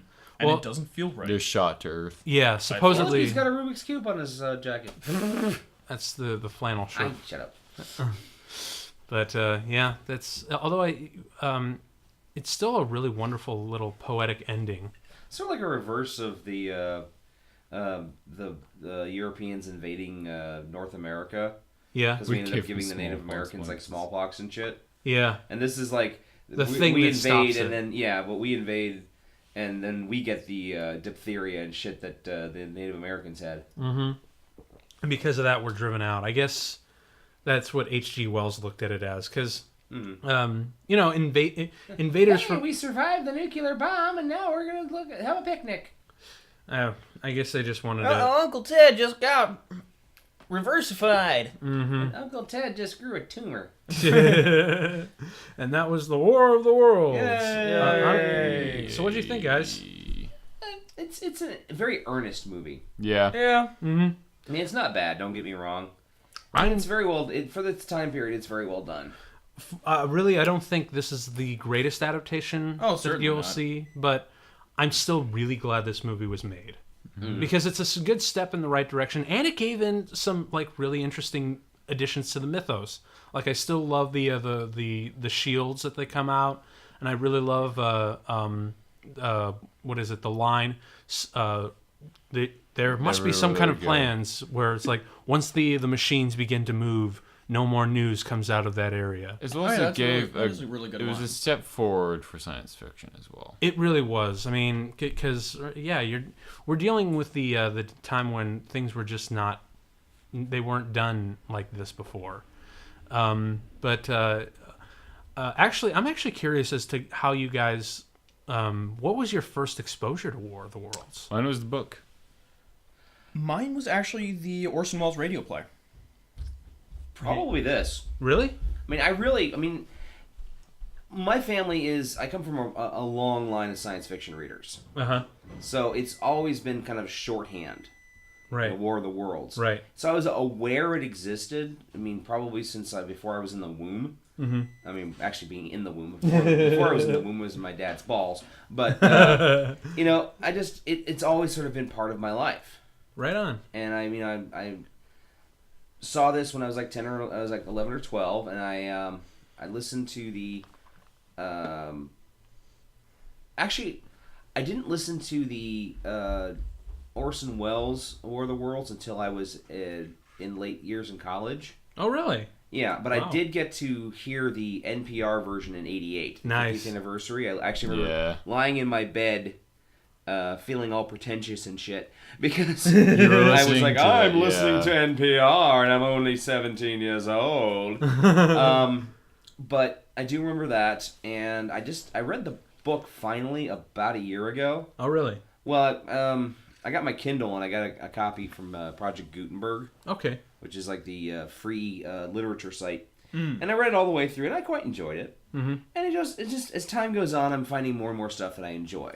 Right. Like, just discovering Jeff Wayne's War of the World. Yeah. I mean, it's a fun album.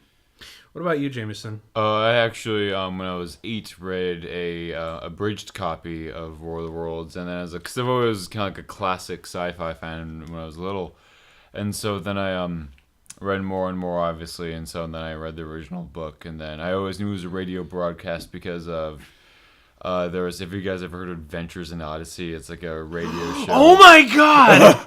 And they had a parody of it. Holy shit! And so that's how I originally knew it was a radio broadcast at first. Whoa! You just got a huge flashback from me. Oh my Adventures in god! Odyssey, isn't that Christian broadcast? Yes, it is. I listen to that all the time. Well, I mean, I grew up as first 10 years of my life in school was at a Lutheran school, so I was definitely into that sort of thing. Especially my neighbor who I carpooled with, we would listen to Adventures in an Odyssey every once in a while. I always remember that being pretty good, and so that's how I always remember it. But oh my god, that brought me back. Holy shit. What about you, John? What was your first exposure? Well, I remember when I was in 4th grade, the first time I ever really had anything to do with War of the Worlds was I was doing a book report on all this research that I had been doing on Mars. And I'd heard about War of the Worlds through the Spielberg movie, but I hadn't actually seen it. Yeah. I was just aware of it peripherally. But I'm just like, oh yeah, it has something to do with Mars.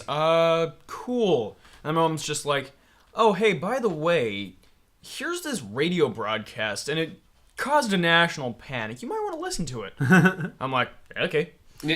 So, I watched it, and ever since then, somebody says War of the Worlds, I automatically go into da da da da da da. The Mercury Theater on the air. Yeah. Raymond Nicello. Yes. Raymond Rockello and his band. His orchestra. And Carl Phillips here at Grover's Mill, New Jersey. Exactly. So for me, War of the Worlds has always been more associated with radio rather than any of the other formats. Of course, I've read the book, but I actually ended up reading that for a separate book report. I kind of went through all of them at once because I think when I was in 6th grade, my mother introduced me because I think I was looking into the Roswell conspiracy stuff, and she brought up War of the Worlds, and I listened to it, and she actually had the first half hour of it on cassette. She didn't have part 2. Oh God. Which was horrible because essentially the first side of the tape ends at Carl Phillips going, "Just a minute, something's happening." Yeah. And I will tell you right now, I've never switched out a tape or switched the sides of the tape faster in my life. Because as soon as continued on tape 2, just waiting and waiting and waiting, and then all of a sudden the rest of it continues. And as soon, and the very last bit that was read was after the Secretary of the Interior spoken from Washington. And then it ended, I'm like, that can't be it. That can't be it. And afterwards I hunted it down and listened to it and thought it was amazing. But after that, my mother picked this up for Christmas of that year, and I watched it, and that was my second bit to it. And I'm like, this is amazing. I got to keep going into this. And eventually I bought the book, read it later on, I think that spring. And yeah, I've been kind of that was kind of like a little War of the Worlds arc for it. And then I abandoned it for about a year or so and saw the Spielberg one, and that fucked my shit up. Because, holy shit, we were not... Because remember, we're watching a G-rated alien movie. Spielberg knows how to bring the thrills and chills with that sort of thing. Spielberg is one of those few directors who never lost his A game. No, Yeah. he didn't. Yeah. And even with War of the... Because I actually found out that War of the Worlds was actually made and shot or pre-production shot and edited and did all the special effects within a year. Oh, really? Yeah. It was like a real crunch time for everybody. But the fact that what they were able to pull off is actually really amazing for that short amount of time. Mm-hmm. So Sadly, it's also one of Spielberg's least liked movies. I still really like it, though. I was gonna A say lot of though, people but don't it's like it, Spielberg, so like his movies are still good movies. Yeah, they are. I mean, I think really the worst is probably 1941. Yeah. And even But I still find it have a soft spot for that. I will say, I'll say his worst either 1941 or Hook, but I don't Oh, remember God, care for Hook. You're either really nostalgic about that movie or you absolutely hate it. Yeah. I like that movie. So do I. Yeah, Bangarang with Dante Bosco. Yeah. Rufio. But overall, I thought this was a really good one. I Always still fun. enjoyed it. And it's going to be a nice little Halloween thing for us. And a nice little leadway for what's coming up next month, which is going to be our dedication to the 50s sci-fi. And next episode is going to be Forbidden Planet. Yes, it's going to be good. So... yeah, from all of us at Radioactive Walrus Entertainment, we thank you for listening and pledge that you'll never have to watch... That was an interesting flash. Yeah, that's... Whoa, okay, hang on. What's going on? I don't know. Hang on, you know what? Why don't we actually go out and investigate? Hey, John, can you grab your portable recorder? You mean Diane? Yes, all right. Can we just grab it? No, let's go. Okay, listen, John, just give Jameson Diane, all right? All right, Just all give it right, to him. Jesus. All right, look, all right. He's the guest star. Just give it to him, all right? Is it on? Is it on? Is it on? John, is it on? Yes, it is on. Okay, good. So, Jameson? We live then? Yeah. Okay, we parked just outside Bowling Green High School, where it looks like some kind of explosion has gone off. From where we can get a sweep of the whole scene. We'll give you every detail as long as we can talk. As long as we can see. State police have arrived and they're drawing up a cordon in front of the pit. About 30 of them. No need to push the crowd back. They're willing to keep their distance. What do you think is happening, guys? I don't know. Dan? You ever... What is it? I've seen some weird shit in my time. I haven't seen anything like this. Yeah, this is pretty unusual. I've lived here for almost a decade and never seen a fire like this before. I mean, I've gone like pretty much all across country, and I've seen a whole fire back in my hometown, but this is ridiculous. Wait, look, guys, look, do you see it? Yeah, a couple of cops are approaching the school. White flag. What the fuck? What do you mean? Wait, why are they approaching the fire with... Where's the fire department? What?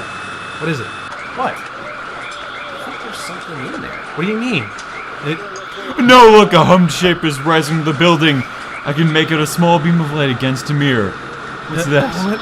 There's a jet from space. Holy shit! Leaps it against the men. It strikes the alarm.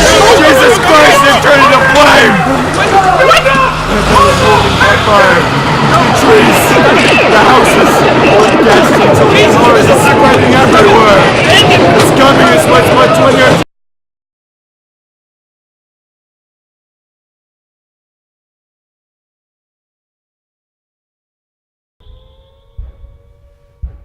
Testing 1 2 3. Testing 1 2 3. This is Jameson Kent continuing the podcast, recording off of John Knowles' portable recorder, known as Diane. She's all that's left of the podcast. I've been hiding in this house ever since the accident. Those machines that came out of the school wiped out so much and so fast. I don't even know this podcast will make it online, or if the internet will still be a thing. From my standpoint in this rank little basement, I've certainly done a number on the town. John, Daniel, your host Tim, are all dead as far as I know. We were broadsided by a fleeing truck. John and I managed to survive, but he was incinerated before we found shelter.